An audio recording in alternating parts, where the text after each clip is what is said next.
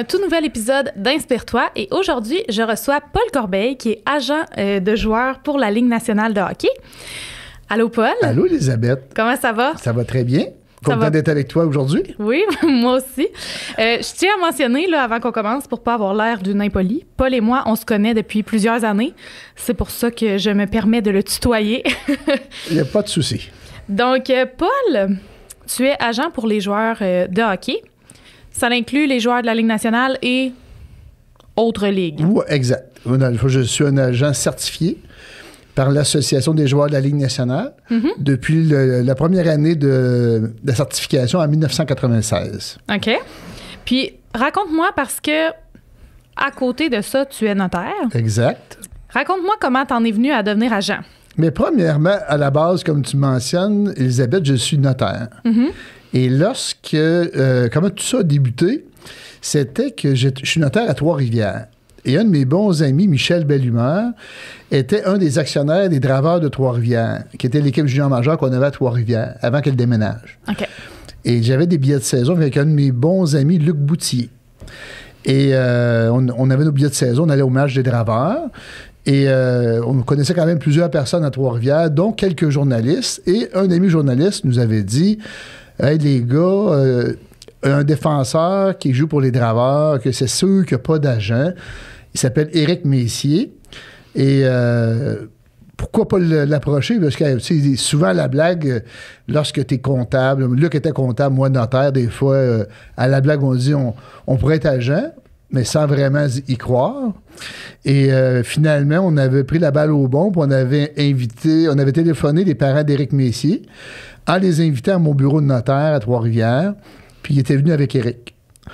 Et sans être aucunement agent, on leur avait proposé de représenter Éric pour sa carrière et de façon vraiment très simplement, ils ont dit pas de problème, Paul et Luc, on va vous le confier.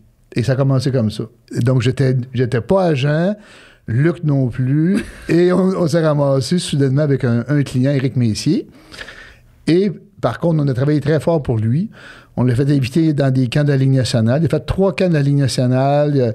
Au travers de ça, il a joué pour les Draveurs, pour l'Université du Québec à Trois-Rivières, l'année du lockout, en 1994.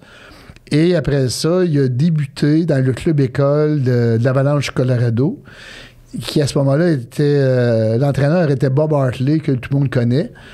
Donc, Bob avait invité Éric au camp d'entraînement de la Ligue américaine au niveau de l'Avalanche Colorado.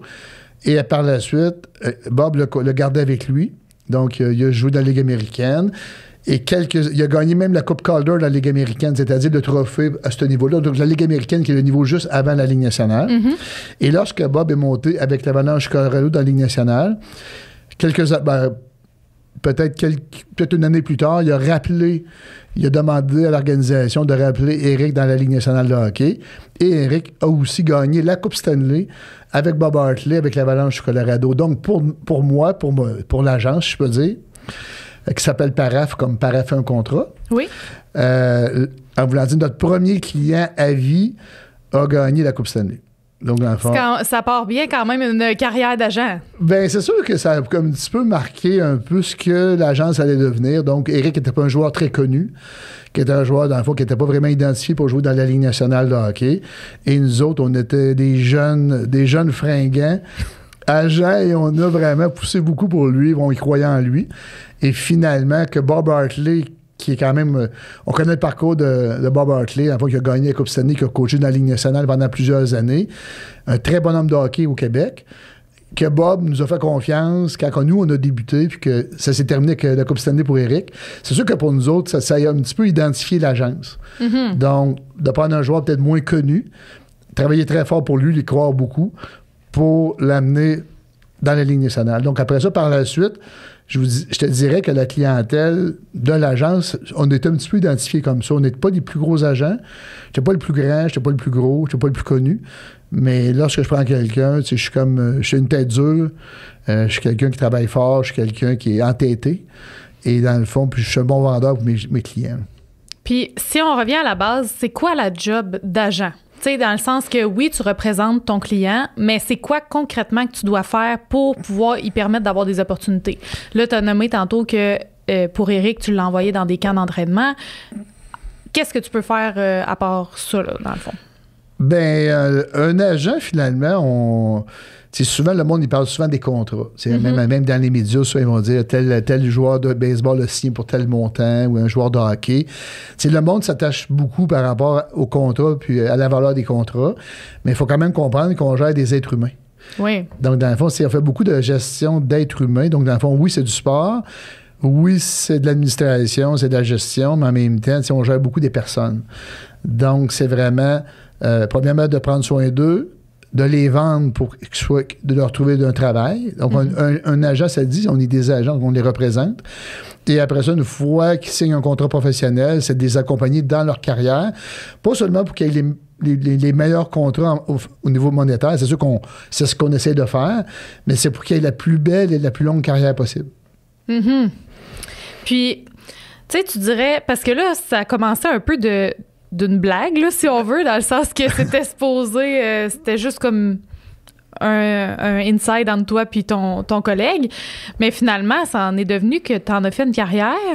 Tu sais, à part ton ami journaliste, avais-tu des contacts dans le milieu ou t'as tout bâti ça de zéro? Non, j'avais pas vraiment de contact. Mon ami, et qui a été mon associé pendant quand même presque 10 ans, Luc Boutier. Luc connaissait un peu plus le milieu du hockey que moi parce que c'était un bon ami d'André Young qui, lui, avait été agent de joueur de hockey. Par contre, de mon côté, j'étais vraiment notaire. J'avais jamais été vraiment dans ce milieu-là. C'est sûr que moi, dans le profil d'agent, je suis un agent qui plus profil, mettons, avocat, notaire, comptable. Et il y a beaucoup d'agents aussi qui sont des profils plus anciens joueurs de hockey. Okay. Ou anciens, mettons, même dans le football, des anciens joueurs. Donc, dans les profils d'agents, tu as des profils qui sont des athlètes qui deviennent agents ou peut-être plus des avocats qui deviennent agents, des comptables, un peu comme moi. OK? Donc, moi, mon profil est plus celui-là. Les contacts, c'est sûr que je les ai faits avec le temps. Mais c'est certain que nous autres, du fait qu'on n'avait pas nécessairement des clients très connus, on devait les vendre beaucoup, on devait faire beaucoup de contacts. Donc, c'est sûr que aujourd'hui, dans mon téléphone cellulaire, j'ai vraiment énormément de contacts parce que tout au long de ma carrière, j'ai représenté beaucoup de joueurs de différents niveaux et veux pas, c'est comme dans n'importe quel domaine, comme dans ton domaine, c'est à force de contacts et de rencontres qu'on monte notre réseau de contacts. Mm-hmm. Donc, je te dirais que c'est vraiment plus là-dessus, moi, le côté d'acharnement, de vendre les clients, de se faire des contacts pour les vendre et aussi de réussir, de dire, si je veux un client qui il accomplit pas ce qu'on vend, c'est important que, ça veut dire que c'est comme un 50-50, ça veut dire moi je fais un bout de chemin, puis c'est de notre côté mes clients, ces autres après ça, c'est à eux autres à livrer la marchandise, mais je trouve que c'est une belle complicité, là. C'est une belle complicité entre moi et mes clients, là. Puis aujourd'hui, à ce jour, là, t'as quand même des gros noms, si on peut dire, là, dans la Ligue nationale. Est-ce qu'on peut en nommer quelques-uns?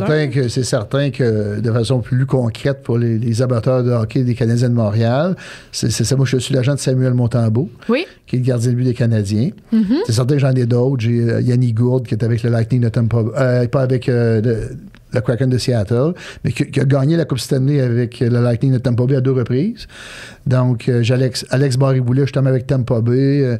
J'ai un jeune qui est monté récemment, Louis Crevier, avec les Blackhawks de Chicago. Il est avec les Blackhawks en ce moment. Puis j'en ai d'autres aussi. Puis j'en ai dans la Ligue américaine, puis dans les mineurs, puis dans des filiales. Donc, c'est certain qu'on est bien fiers de tout ce monde-là. Mm-hmm. Ça, c'est sûr. C'est certain. En même temps, chaque joueur a son histoire. À quelque part. C'est ce qui est le fun là-dedans, c'est qu'on travaille avec des êtres humains et ils ont tous leur histoire. Ils ont tout un cheminement qui sont semblables et très différents. Et l'objectif là-dedans, c'est vraiment de les accompagner, puis ils prennent pas tous le même chemin. Il y en a, pour certains, que c'est peut-être un petit peu plus d'autoroute, ou est-ce que c'est peut-être un petit peu plus clair pour eux autres, qui vont atteindre le niveau professionnel. Puis il y en a d'autres qu'on dit souvent qui prennent la route de Gravel. Mm-hmm. Ou est-ce que c'est plus compliqué, mais qu'à force d'acharnement, en voulant dire qu'ils atteignent leur objectif. Donc ça aussi, c'est le fun de voir des jeunes qui s'accomplissent. Puis c'est pas seulement dans le hockey, c'est dans tout. Hein. On vous l'a dit, c'est dans le domaine, c'est pas dans le domaine des affaires, dans le domaine des arts. T'sais, quelque part, l'objectif, c'est de se dépasser. Puis c'est pas tout le temps facile, mais l'objectif, c'est vraiment... Je pense qu'il y a beaucoup de persévérance. Moi, comme agent, mais aussi beaucoup au niveau des athlètes. À quelque part, de croire en eux puis de persévérer pour, dans le fond, atteindre. Puis je pense que ça reflète un petit peu, le titre de ton podcast. Oui, absolument. Hein, qui est un peu qui va dans ce sens-là. Oui, puis tu sais, tantôt, tu disais justement que quand tu vends un joueur, faut qu'il livre la marchandise que tu as vendue, parce qu'évidemment, ça sert à rien de mentir sur ses capacités s'il n'est pas capable de le faire, parce qu'ils vont s'en rendre compte rapidement. C'est comment que ça se passe, cette sélection-là? Parce que, tu sais, justement, toi, tu disais qu'au début, dans tes débuts, tu connaissais un peu moins le hockey. Comment tu les sélectionnes, tes joueurs? Est-ce que tu t'es entouré d'une équipe pour t'aider à voir qui était un potentiel? Très bon point. C'est certain que dans mes collègues, en voulant dire, j'ai André Dupont. Oui. Un chic type. Chic type. Dans le fond, de son surnom, c'est Mousse Dupont. André Mousse Dupont, qui lui, André, il a gagné la Coupe Stanley à Philadelphie avec les Flyers de Philadelphie. Donc, André est mon fidèle complice depuis plus de 20 ans. Donc, c'est André, dans le fond. Lorsqu'on a débuté, on n'avait pas ce genre de contact-là. Mais à l'époque, quand j'ai débuté, André était dépisteur pour les Sénateurs d'Ottawa. Okay. Donc, moi, quand j'ai connu André, il travaillait pour une équipe de la Ligue nationale. Okay, il était dépisteur, donc recruteur pour les Sénateurs d'Ottawa. Et par la suite, dans le fond, André aussi, avant ça, avait été entraîneur dans le junior majeur, directeur gérant. Donc, André a fait beaucoup de postes dans le hockey, jusqu'à temps qu'il a commencé à travailler avec moi en 1999-2000. Donc, ça fait plus de 20 ans. Je pense que la première année, c'est 2000.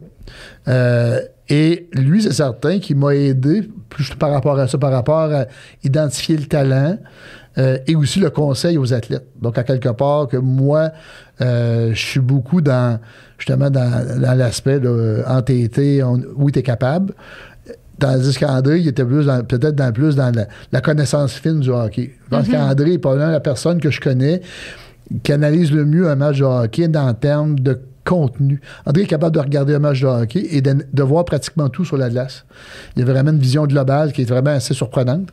Tandis que moi, je suis plus au niveau des émotions. Donc, moi, c'est plus au niveau quand un de mes clients n'est pas dans son assiette ou quand mon client, mettons, moi, je suis beaucoup plus au niveau d'intelligence émotive, je peux le dire. Puis la combinaison des deux, je pense que c'est très bon.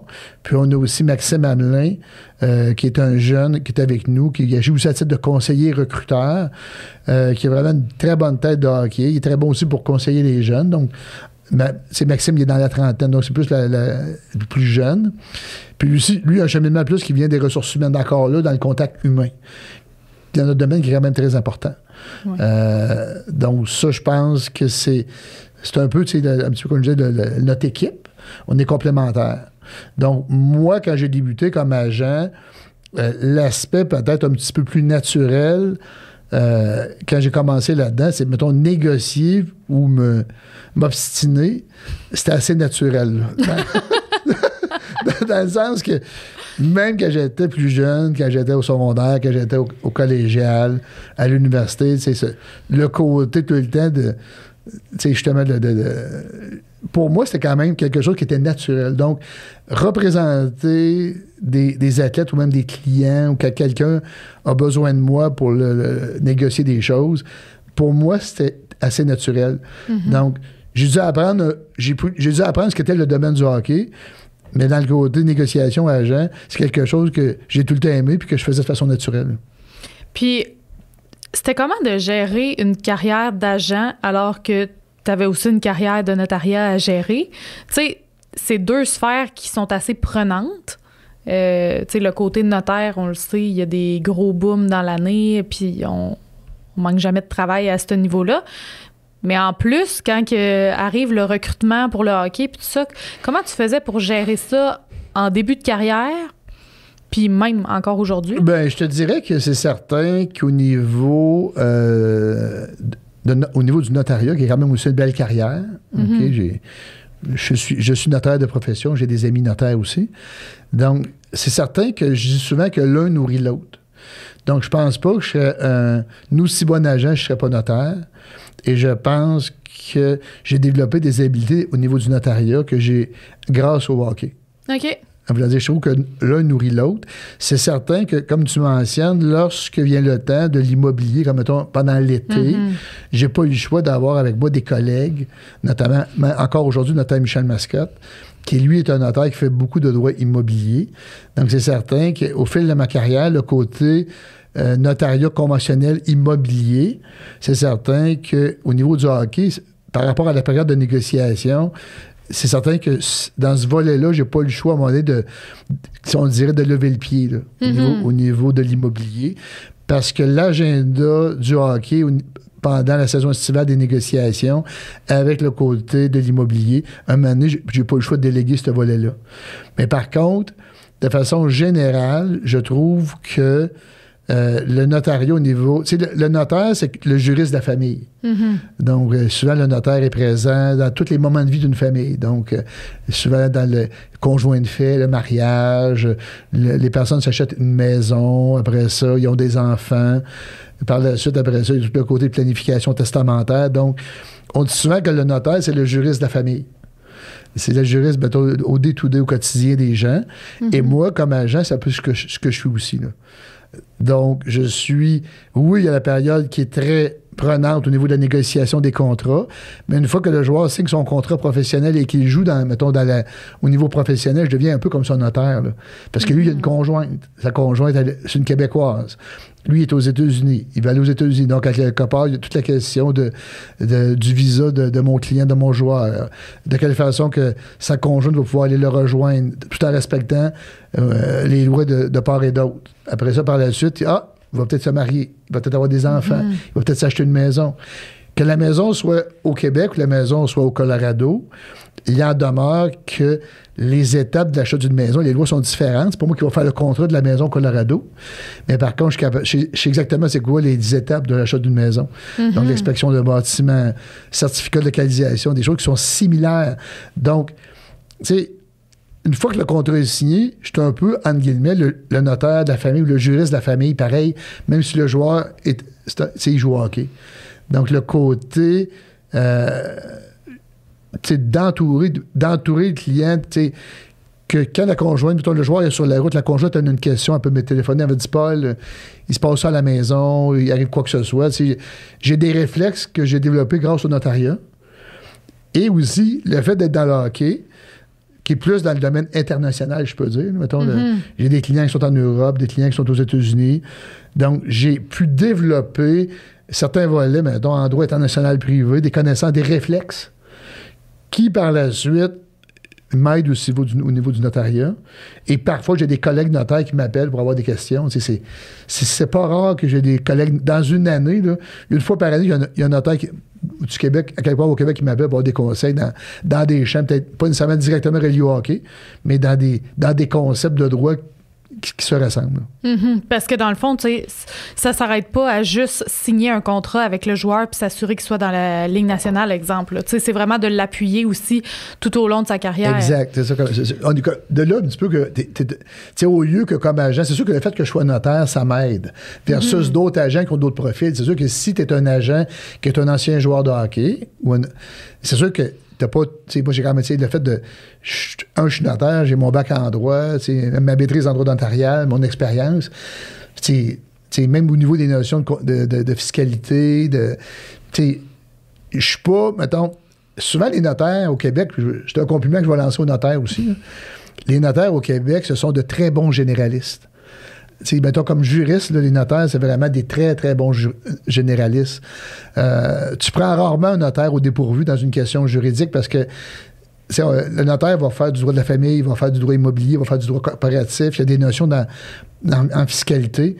Donc, le notaire était vraiment un juriste vraiment du quotidien pour accompagner les gens. Puis ça m'a aidé au niveau du hockey. En voulant dire, indirectement, je deviens un peu ça pour mes clients. Donc, j'ai moins besoin de me référer. C'est sûr que quand je tombe dans du droit, mettons, américain, la fiscalité américaine, tout ça, j'ai mes contacts, j'ai mon réseau, j'ai mon comptable au niveau aux États-Unis, j'ai des avocats qui font de l'immigration dans certains États américains. Comme tu as dit tantôt, dans le fond, j'ai mon réseau de contacts. Dans ceux-là, j'ai beaucoup de contacts. J'ai pas la réponse à tout, mais comme je dis souvent aux familles et à mes clients, je vais la trouver la réponse. Oui. Puis, tu sais, ces contacts-là, c'est sûr que ça a pris beaucoup de temps à bâtir, mais, tu sais, là, tu dis le notariat t'a aidé au niveau du hockey et vice-versa, mais à ce jour, pourquoi ne pas avoir choisi une branche ou l'autre? Est-ce que c'est parce que tu sens encore que les deux apportent encore un à l'autre ou parce que tu as besoin des deux? Non, je pense que les deux apportent l'un à l'autre. Je pense. Encore à ce jour? Encore à ce jour. Puis, ah oui? Oui, mais à un moment donné, j'aurais pensé arrêter le notariat pour faire seulement du hockey. Puis en même temps, je te dirais qu'encore aujourd'hui, je trouve que l'un nourrit l'autre. Puis c'est sûr que je fais pas nécessairement du notariat comme tous les notaires de la province de Québec parce que veux pas, j'ai des périodes où est-ce que je peux moins en faire parce que c'est sûr qu'on a des cycles. La saison de hockey, il y a quand même des cycles. Puis je suis chanceux, au bureau, j'ai quand même des notaires, des collègues, mais il est certain qu'encore aujourd'hui, je trouve que l'un nourrit l'autre et ça me laisse... on dirait que ça me laisse allumer. J'ai même des gars de hockey, des hommes de hockey qui me demandent des conseils. Des fois, je suis dans une aréna, hey Paul, j'ai tel problème. Puis, encore aujourd'hui, il n'y a pas... un mois, je dirais pas une semaine, mais c'est fréquemment, il y a du monde de hockey qui me demande des conseils. Je ne suis pas nécessairement leur notaire, mais ils savent que je suis notaire, ils savent que, puis ils se réfèrent à moi. Puis, même, c'est ça.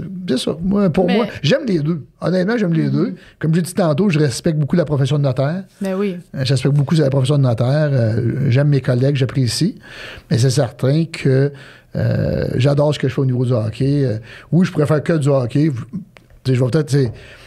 Si je vais peut-être un jour, en voulant dire, mais c'est sûr, à l'âge que je suis rendu, en voulant dire, je pense que je vais toujours un peu faire les deux, mais j'adore ce que je fais au niveau du hockey. Je suis encore passionné de ça. J'aime ça, m'occuper de quelqu'un, le prendre, puis l'amener plus loin. Puis, pour moi, c'est vraiment... ça me nourrit encore beaucoup. Toi, t'es quelqu'un, Paul, qui aime... On dirait que plus t'as des choses dans ton assiette, là, plus t'as de choses à faire, mieux tu fonctionnes. Tu sais, t'es quelqu'un qui fonctionne, on dirait, à l'adrénaline, à des contrats, gérer les joueurs, puis gérer en même temps ta carrière de notaire à côté. Je pense pas qu'un jour, tu serais le genre de personne à rester assis tranquille puis regarder les oiseaux. Là, il faudrait demander ça à ma conjointe Dominique. Oui. Dominique, je suis pas mal sûre qu'elle serait d'accord avec moi. D'ailleurs, parlant de Dominique, comment qu'elle a trouvé ça, elle, quand tu as apporté l'idée que tu te lançais comme joueur de hockey? Comme agent de joueur. Oui, comme agent. Comme joueur, oui, excusez. Comme agent de joueur. Bien, c'est certain qu'au départ, on va dire la vérité, puis j'ai beaucoup de respect pour les jeunes agents. J'ai beaucoup de jeunes agents aujourd'hui qui m'appellent ou qui me demandent des conseils. Moi, quand j'ai commencé, j'ai pas vraiment eu de mentor. Je dirais que j'avais peut-être appelé un agent pour avoir des conseils. À l'époque, c'était Pierre Lacroix, qui est devenu par la suite le directeur gérant d'Avalanche Colorado, justement. Puis quand j'ai débuté comme notaire, là, je l'avais appelé pour lui demander est-ce que je devrais être, je pense, être agent. Il m'avait dit... Il dit Paul, je m'étais présenté, puis il m'avait dit c'est trop dur, c'est trop difficile, va pas là-dedans. Reste dans ta profession de notaire. Puis je me souviens, puis il était super gentil. Puis j'avais recroisé des années plus tard, quand j'avais commencé à être agent, puis je me suis rappelé avec lui, ce moment-là, qu'il m'avait dit ça, de ne pas faire ça. Et encore aujourd'hui, quand les jeunes m'appellent, des jeunes qui veulent faire agent de joueur de hockey, bien, je dis peut-être un petit peu la même chose que M. Lacroix m'avait dit, mais avec la réserve de dire que si tu y crois vraiment, si tu es entêté, si tu es persévérant, continue. Pour répondre à ta question par rapport à Dominique, c'est certain que tu peux difficilement te faire prendre au sérieux quand tu dis à ta conjointe, on a pris un client pour être son agent, dans un contexte où est-ce que toi, dans le fond, tu n'as pas utilisé là-dedans, puis... que quand j'ai commencé notamment avec Éric Messier, là, c'est certain que les premières années, c'est sûr que Dominique, elle m'a appuyé, mais c'est ça. Mais comme un peu tout le monde, avec un certain point d'interrogation. Oui. Parce que c'est comme... par contre, c'est comme je disais à Dominique à l'époque, il y a du monde qui ont d'autres passions. Ils vont jouer au golf. Il y a du monde qui passe beaucoup de temps sur les terrains de golf. Ils ont d'autres passions. C'est certain que moi, en essayant de démarrer ça dans le domaine du hockey, je devais aller au hockey le soir voir des matchs. Ouais. À l'époque, si on avait une jeune famille, mais on avait des jeunes enfants. Elle était très courageuse. Elle était vraiment très courageuse et à quelque part, je lui lève mon chapeau. Puis moi aussi. Franchement, toi aussi. Parce qu'on précise ici, pour ceux qui écoutent, Paul a 4 enfants et assez rapprochés en âge. Donc, on va les nommer. Oui, on va les nommer. Alex. Mon aîné, Frédéric, Émilie et Étienne. Oui. Qui ont chacun une carrière totalement différente, finalement, qui ont chacun leur passion. Vraiment, mais c'est ça, tu sais, avec une jeune famille, tout ça. Mais c'est sûr aussi, je pense que le contexte de la ville, tu sais, Trois-Rivières, c'est pas une ville où est-ce que... C'est une ville, je dirais, plus standard au niveau des emplois. Tu sais, fait que c'est sûr que d'arriver puis de sortir du lot en disant que tu veux être agent de joueur de hockey, tu sais, mais la différence... pas que c'est un peu bizarre, mais tu sais, tout le monde doit réagir un peu avec des points d'interrogation, même s'il essaye de te soutenir. Oui, mais je te dirais que la différence, c'est que j'ai jamais dit que je voulais être un agent de joueur de hockey, mais c'est moi, quand j'étais à l'université, je me souviens très bien que dans les 5 à 7 du jeudi, à l'université, quand tu prends une bière après tes cours, puis avec des collègues, tes confrères de classe à l'école, je me souviens qu'à l'université, il y avait de mes collègues qui étudiaient avec moi en droit à l'université de Sherbrooke qui disaient, moi, j'aimerais être agent... Il y en avait quand même quelques-uns, là, qui me disaient, moi, j'aimerais être agent sportif, puis je me souviens qu'il y en avait un qui était ami avec un joueur des Canadiens, puis, une bière, après 2-3 bières, tu t'enflammes un peu, et ceux qui s'enflammaient le plus sur le métier d'agent, c'était pas moi. Ça veut dire, toi, tu gardais ton secret. Non, mais je ne sais pas que je gardais mon secret, mais fondamentalement, je pense que je suis un agent de par nature. Parce que je pense que de par nature, je suis un agent, mais il y en a à l'université qui voulaient vraiment faire ça. Ouais. C'est pour ça que je te dirais que quand tu me dis tantôt mon désir de vouloir être un agent, je ne l'ai jamais vraiment manifesté jusqu'au jour où est-ce que j'ai décidé de prendre Éric Messier puis d'en être un. Donc, tu sais, à vouloir dire, j'ai comme... Et ça... J'ai presque mis Dominique devant le fait accompli. Là, dans le sens que j'avais un client, un joueur de hockey. J'ai un client, faut que je l'envoie dans la Ligue nationale. Et ça, je dois avouer qu'elle elle était très patiente. Mais, elle me voyait travailler fort, elle me voyait persévérer dans ce domaine-là. Et même, dans l'entourage, c'est certain que dans l'entourage, quand tu dis, à l'époque, j'avais à peine 30, j'avais même pas 30 ans, je pense. J'avais peut-être 28, 29 ans, peut-être, 28.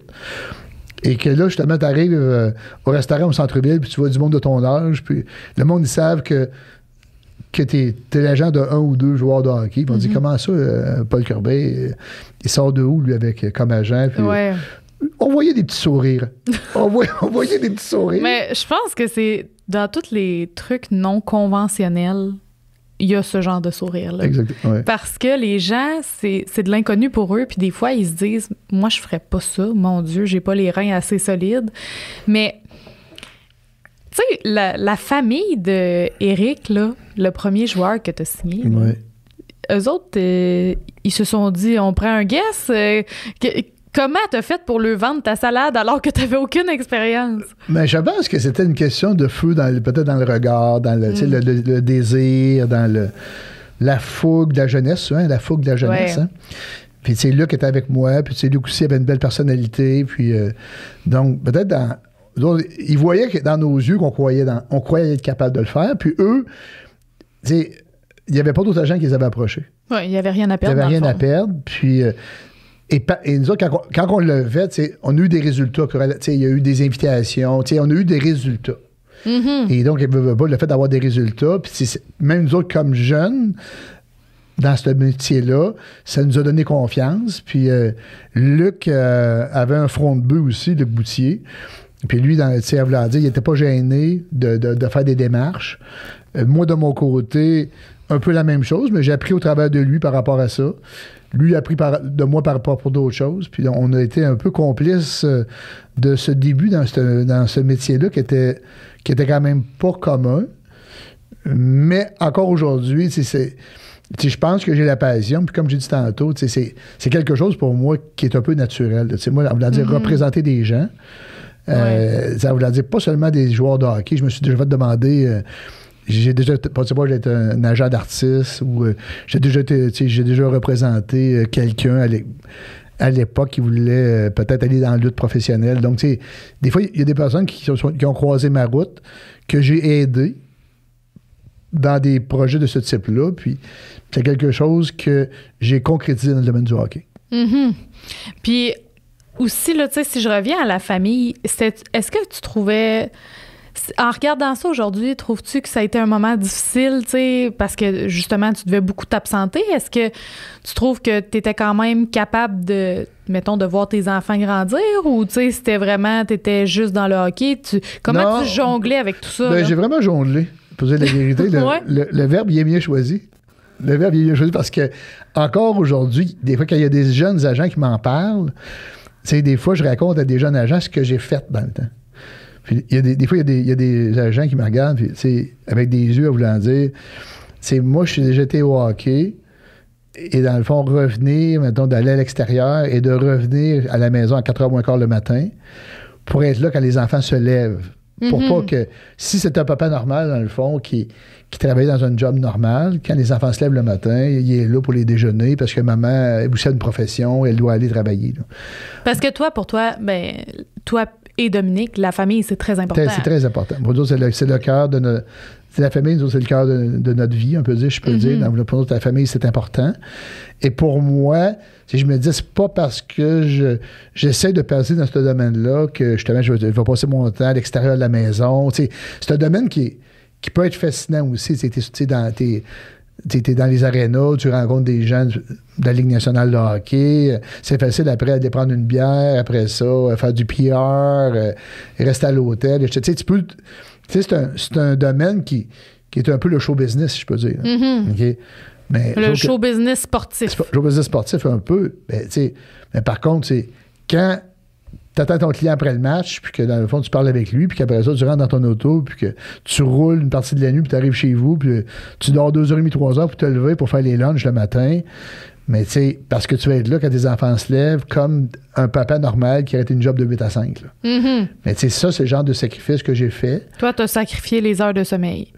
Oui, mais ouais, notamment. Puis c'est le fait de pas justement pas tout le temps dire, regarde, c'est facile d'aller tout le temps dans. Si je l'ai fait, c'est sûr qu'à un moment donné, il y a des événements où est-ce que oui, que faut que tu fais plus du PR, faut que j'aille, tout ça. Mais tu sais, en voulant dire, j'ai sacrifié ça. Des fois, puis j'ai fait de la route des fois, puis je touche du bois parce que j'étais chanceux, mais j'ai quand même, au niveau de la santé, là, si je touche du bois, là, j'ai vraiment, j'ai été capable de faire ça. Mais pour moi, c'était important d'être un papa, là, d'être à la maison, d'être un papa, puis d'être là pour les enfants. Oui. Puis, tu sais, mettons, parce que là, il y a les camps d'entraînement, puis il y a la période de recrutement, si on veut. Ça se passe comment, ça? De quoi ça a l'air? C'est tous les meilleurs joueurs, mettons, des ligues avant de rentrer dans la Ligue nationale qui s'en vont là? Comment ça marche, ça? Là? Ben, les camps, premièrement, il faut tout d'abord comprendre qu'il y a des sélections. Okay? Un peu comme dans le football américain ou dans le baseball, on a ce qu'on appelle le repêchage. Oui, c'est ça que je voulais dire, le repêchage. C'est ça, le repêchage. Donc, le repêchage, dans le fond, c'est une séance annuelle pour les meilleurs joueurs, les joueurs, dans le fond, de chaque cohorte. Oui. Donc, dans la Ligue nationale de hockey, il y a 32 équipes. Et lorsqu'on arrive au repêchage, il y a 7 rondes. OK. Donc, pour être éligible au repêchage de la Ligue nationale, tu dois avoir 18 ans au 15 septembre de cette année-là. OK. Et dans le fond, c'est le marché planétaire. Là. Donc, dans le fond, que tu sois... C'est autant... Le repêchage de la Ligue nationale, c'est pour tous les joueurs de hockey sur la planète, que ce soit des Québécois, des Canadiens anglais, les États-Unis, l'Europe. Donc, on a 32 équipes, on a 7 rondes. Donc, on fait des mathématiques, 32 fois 7. Donc, c'est pas tant de sélection que ça pour tous les joueurs de hockey du même âge qui jouent au hockey. Mm-hmm. Donc, c'est certain que ce week-end-là, ou ces journées-là, c'est un peu comme un événement majeur, qui est un peu comme dans le domaine du show business, un peu, qui est quand même très, très... pour les joueurs de hockey, c'est un peu comme la concrétisation de leurs efforts. Mais par contre, il faut quand même comprendre que le fait d'être sélectionné au repêchage par une des 32 équipes ne te donne pas un contrat.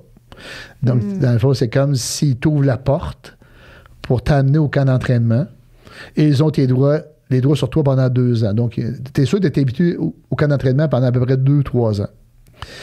Mais par contre, tu n'es pas sûr d'avoir un contrat. Tandis que tu as d'autres joueurs qui ne seront jamais sélectionnés au repêchage et qui peuvent être invités. Et sur invitation, tu peux quand même signer un contrat, tu peux avoir le même cheminement et aussi jouer dans la Ligue nationale de hockey. Donc, le repêchage, c'est une reconnaissance parce que les joueurs sont sélectionnés, mais il n'y a rien qui oblige les équipes à les signer. Donc, tu es sélectionné, tu fais partie peut-être de l'élite pendant cette année-là, mais par contre, si tu as des coéquipiers de ton équipe qui n'ont jamais été repêchés, puis qui travaillent plus fort que toi, puis que ton coéquipier se développe, c'est peut-être lui qui va signer un contrat. Mm-hmm. Il n'aura jamais été repêché, mais il va signer comme joueur invité. Et c'est là que le rôle de l'agent, oui, on veut que nos joueurs soient sélectionnés au repêchage, mais le repêchage, ce n'est pas une finalité. Mm-hmm. Comme dirait Joël Bouchard, justement, qui est l'ancien entraîneur de l'Armada Blainville. Actuellement, il est entraîneur dans la Ligue américaine à Syracuse pour le Lightning de Tampa Bay. Je me rappelle que Joël avait déjà mentionné la journée du repêchage, c'est la journée la plus surestimée. Parce que tout le monde attend après cette sélection-là, mais le lendemain, il faut que tu travailles. Ouais. Si tu es sélectionné et tu arrêtes de travailler, mais tu n'atteindras pas ton objectif. Mm-hmm. C'est pour ça que c'est super beau, le repêchage. C'est vraiment glamour, c'est vraiment beau. Les joueurs, dans le fond, sont sélectionnés. La première ronde, ils vont en avant sur le stage. Après ça, ils vont aux tables, ils ont le chandail, les entrevues, les photos. Mais le lendemain, t'es pas meilleur que ton coéquipier. Il faut que tu te mettes au travail. Fait que justement, quelqu'un qui joue, mais qui va jamais au repêchage, lui, il pourrait juste bypasser, puis quelqu'un le voit jouer, il le trouve bon, puis il le signe. Exactement ça. OK. C'est exactement ça. Donc, c'est pour ça que moi, dans mon agence, j'ai eu de belles histoires de ce type-là. Mm-hmm. Tantôt, je parlais de Yanni Gourde, qui joue actuellement avec le Kraken de Seattle. Mais Yanni n'a jamais été repêché. Il n'a même jamais été repêché dans le junior majeur. OK. Et finalement, il a atteint la Ligue nationale, il a gagné la Coupe Stanley 2 fois avec le Lightning de Tampa Bay. Et lui, dans le fond, il a fait sa route. On peut dire, lui, il a pris la route de Gravel, il a joué, il a commencé dans la ECHL, qui est le lien, qui est la ligue un peu plus haute que la Ligue américaine, donc. Mm-hmm. Et il a fait son chemin par la persévérance, par la ténacité, par la foi que lui avait en lui. Et ça l'a amené, puis il a dépassé des joueurs que eux avaient été sélectionnés.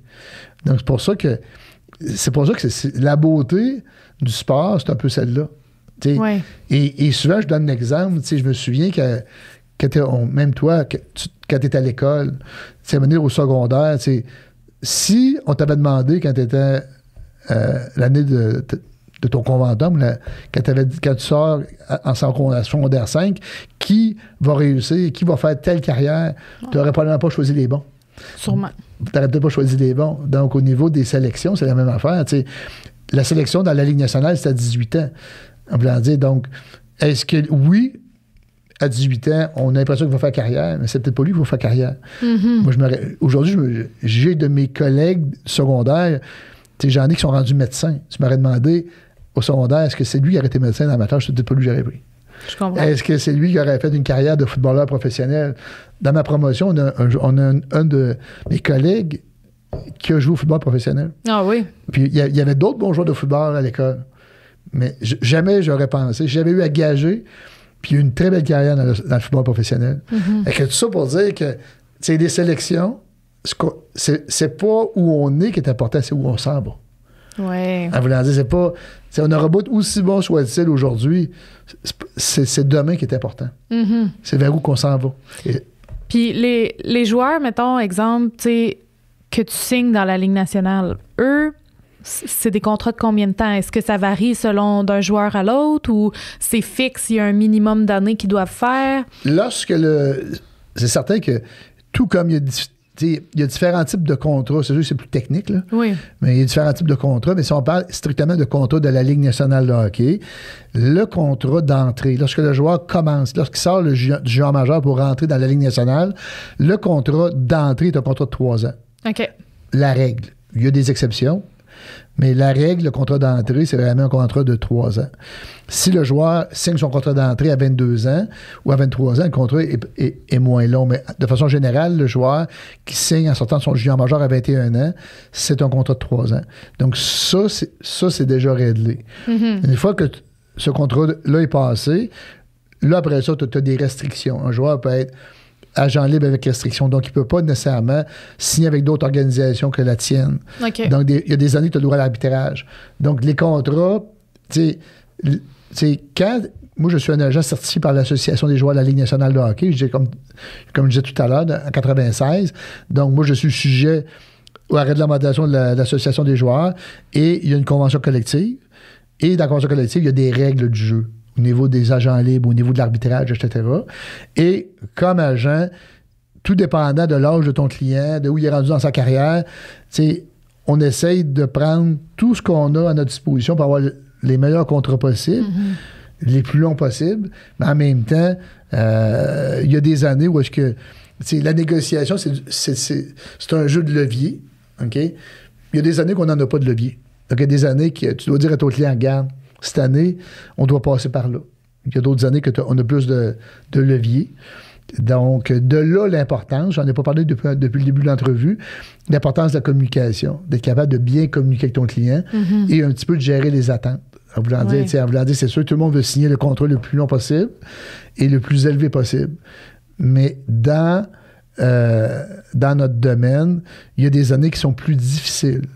Et c'est important que le joueur soit au courant, qu'il connaisse le processus. En voulant, pour pas se mettre des attentes trop hautes.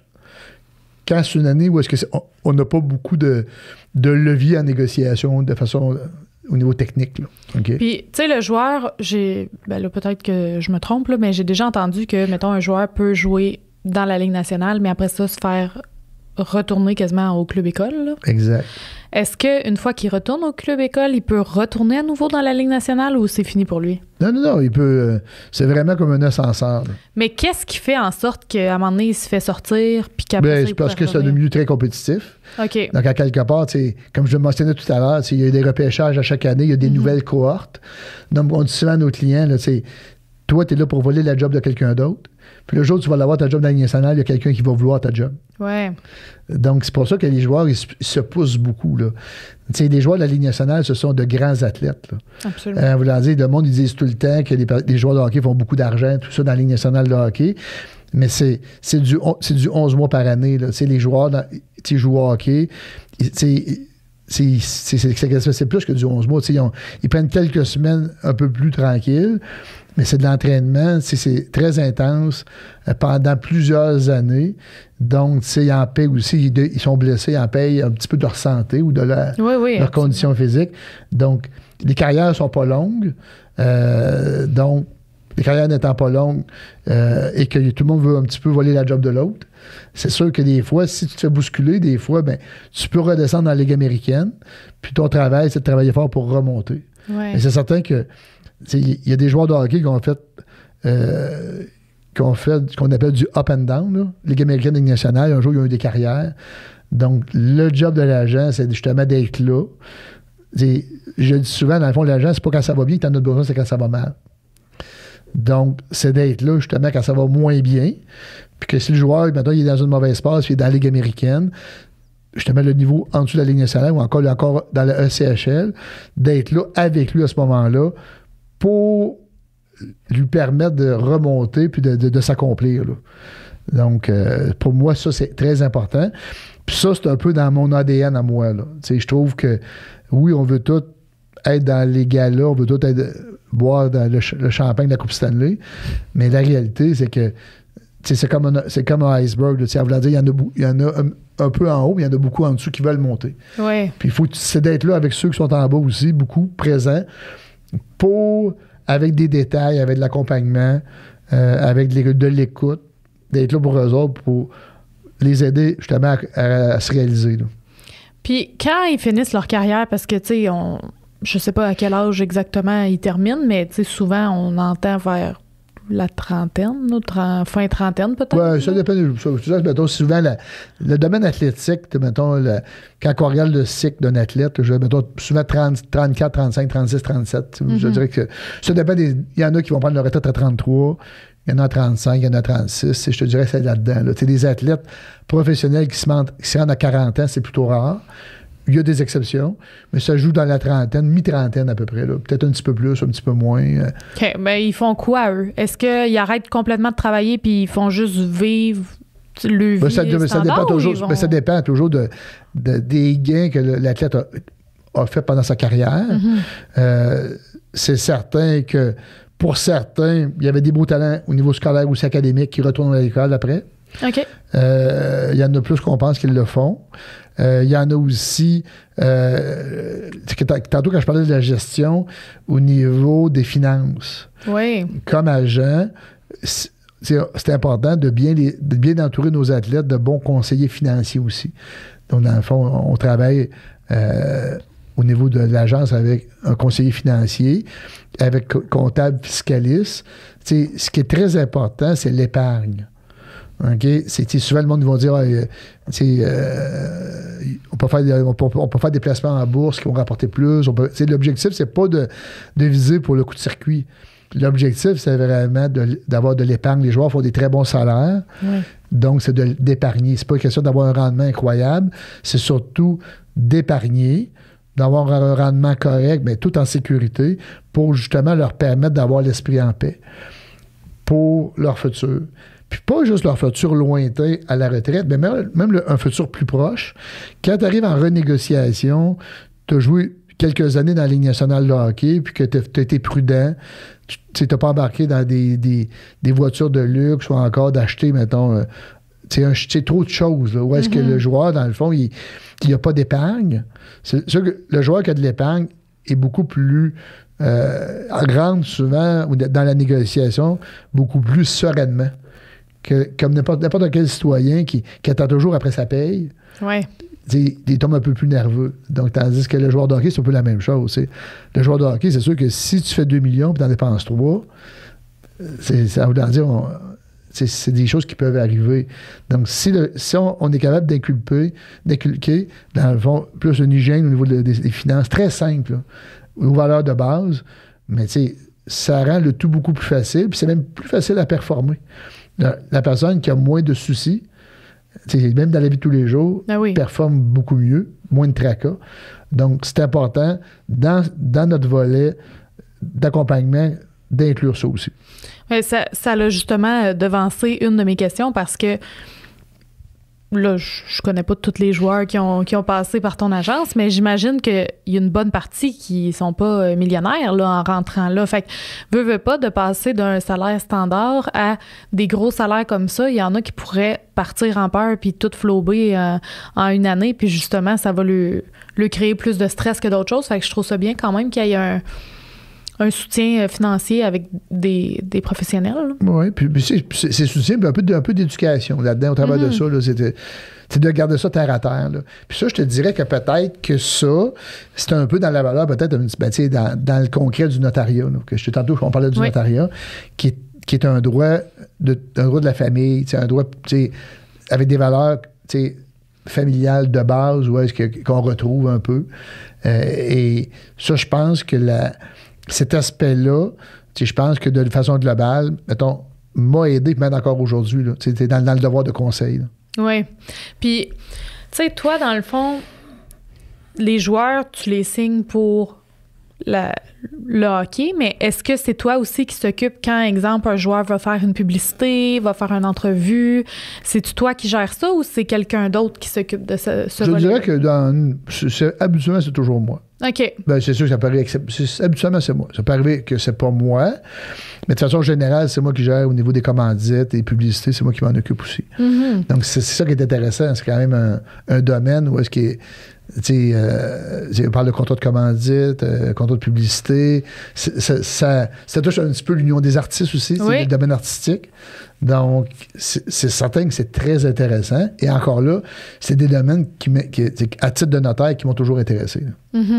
Puis, est-ce que mettons ton client qui va faire une publicité, là, est-ce qu'il va automatiquement rentrer dans l'union des artistes? Parce que là, il a fait de la télé puis il a fait une publicité, ou ça, c'est pas négociable? Bonne question. Je connais d'où tu viens. Hein? Tu connais bien le domaine. Oui. Donc, oui. Dans certains cas, il faut s'inscrire à l'Union des artistes. Donc, il faudrait que je joue au hockey. Donc, pour certaines publicités, oui. En voulant dire, il faut qu'on les inscrive à l'Union des artistes. Oui. OK.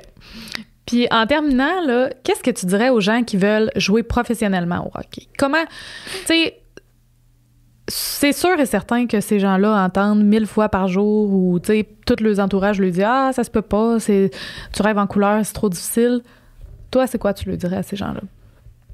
Bien, moi, je dirais que, premièrement, par rapport à ce que tu viens de me mentionner, par rapport à la phrase que tu as mentionnée, c'est trop souvent encore aujourd'hui, quand tu rentres dans une aréna au Québec, peut-être aussi ailleurs, souvent le monde, ils vont dire on sait bien, il ne jouera jamais dans la Ligue nationale. Des fois, c'est une phrase qu'on entend, mettons, à l'aréna, mettons, même des fois, les petits bouts de choux, 4, 5, 6 ans, puis des fois, on entend ça, de toute façon, il joue pour le plaisir, il ne jouera jamais dans la Ligue nationale. C'est peut-être vrai dans bien des cas, mais je pense que il faut laisser les jeunes rêver. Oui. Moi, je pense que c'est comme quelqu'un qui veut, dans tous les domaines, en voulant dire, je pense il faut que les jeunes y croient. En voulant dire, peut-être qu'un jour, ils vont peut-être réaliser qu'ils n'ont pas le talent, mais le bout de chemin qu'ils vont avoir fait en pensant qu'ils vont peut-être jouer dans la Ligue nationale, en voulant dire, ça va les amener ailleurs comme êtres humains. Oui. Ça va leur faire des bons êtres humains, des bonnes personnes, des bons employés, des bons conjoints, des bons papas, des bonnes mamans. Donc, tu sais, le bout de chemin, quand bien même que tu ne joues pas nécessairement dans l'élite ou hockey, quand bien même que tu joues simple élite, mais tu sais, de vouloir se dépasser, de vouloir être quelqu'un de meilleur, d'aller au-delà de tes limites, ça rejoint tout le monde dans la société. Là. OK? Et moi, je pense que je dis souvent, j'ai encore aujourd'hui, avant d'arriver aujourd'hui de te voir, j'ai reçu un texto d'un papa d'un joueur qui m'a texté, justement pour ça, en voulant dire, mon fils s'appelle un tel, il est dans telle équipe, puis j'aimerais ça vous parler, par des références.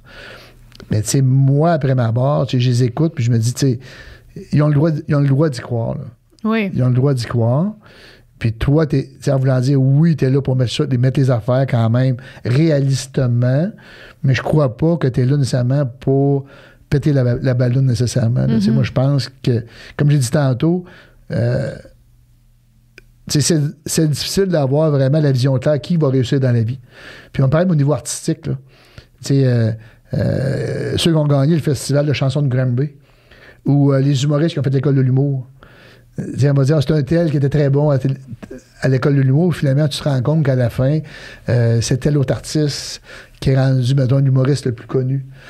À ce que je cherche, tu me corrigeras, tu connais plus le domaine que moi, mais dans Star Academy, je pense que Marie-Mé n'a jamais gagné Star Academy.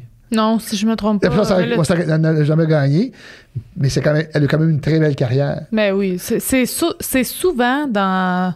Surtout ce genre de show-là, là, tu sais, Star Academy, La Voix, toutes ces choses-là, c'est souvent les personnes qui ne gagnent pas qui ont les plus belles carrières. Puis d'ailleurs, Charlotte Cardin est allée à Tout le monde en parle là, dernièrement, puis elle mentionnait ça, qu'elle remerciait le ciel de ne pas avoir gagné à cause des contrats qui signent, que la personne qui gagne puis que ce contrat-là de signé est tellement lié que souvent, je pense que ça les décourage à continuer leur carrière parce qu'ils sont sont vraiment trop monopolisés puis tu sais, ils sont pris, là. Mais, et peut-être même que le fait un peu comme le joueur qui est pas sélectionné au repêchage de la Ligue nationale, lui, il retourne dans la maison et dit « Je vais leur prouver que je suis bon. » Oui, c'est ça. Un peu comme peut-être comme un artiste justement qui va à Star Academy ou à La Voix puis qui n'est pas pris. Puis il dit, moi, je vais persévérer puis je vais réussir. Exact. C'est pour ça que là-dessus, il ne faut pas trop de porter de jugement. Non, c'est ça. D'autant plus que quand j'ai commencé, le monde qui m'ont vu, comme je me rappelle au début comme agent d'être entré dans une aréna puis de voir des dirigeants de hockey sur la galerie de la presse en me regardant, puis je savais qu'ils riaient, puis un peu souriant en disant, regarde, c'est qui ce jeune agent-là qui est là aujourd'hui. Et que je me dis, on peut pas, faut t'inviter de porter des jugements, puis à ce que les gens font, parce que ça peut être surprenant des fois. Mais je trouve que c'est une belle... c'est un beau mot de la fin parce qu'effectivement, c'est important de laisser les gens rêver puis d'arrêter d'étouffer les rêves des autres parce que tu sais jamais. Puis garde-toi, c'est à partir de « Ah, je vais l'essayer » à finalement, t'en as fait une carrière. Puis aujourd'hui, t'as une agence, t'as plusieurs joueurs à ton actif. Fait que Paul, je te remercie d'être venu ici aujourd'hui puis d'avoir partagé avec nous. C'est un domaine que... je pense que les gens ne connaissent pas l'arrière-scène du hockey, fait que ça va être vraiment pertinent. Merci à tout le monde d'avoir été là, puis on se voit dans un prochain épisode.